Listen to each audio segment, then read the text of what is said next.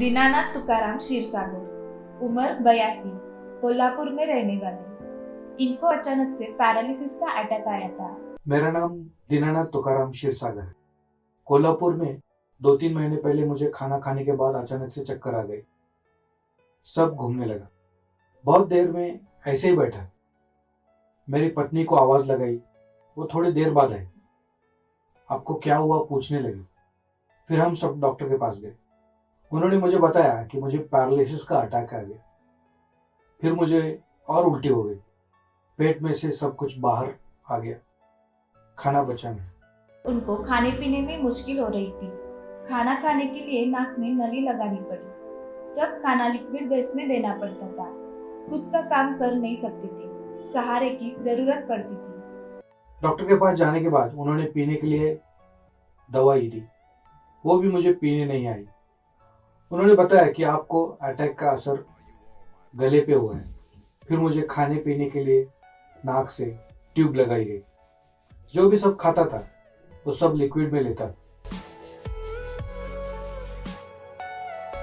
फिर हमने डॉक्टर विजय कुमार माने मॉडर्न होम्योपैथी की दवाई शुरू की।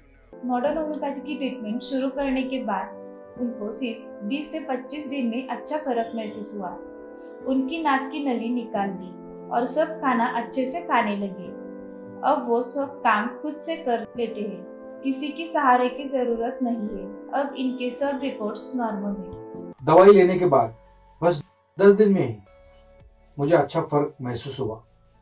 मेरी नाक की ट्यूब भी निकाली। फिर थोड़ा खाना, नाश्ता, चाय पीनी शुरू कर दी।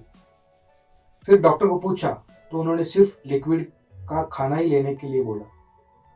धीरे धीरे मैंने सब खाना शुरू कर दिया। अब मैं सब काम खुद से करता हूँ। किसी की मदद की जरूरत नहीं है। मॉडर्न होम्योपैथी की दवाई से मेरी सब बीमारी ठीक हो गई। मॉडर्न होम्योपैथी की दवाई से अब सब कुछ नॉर्मल है।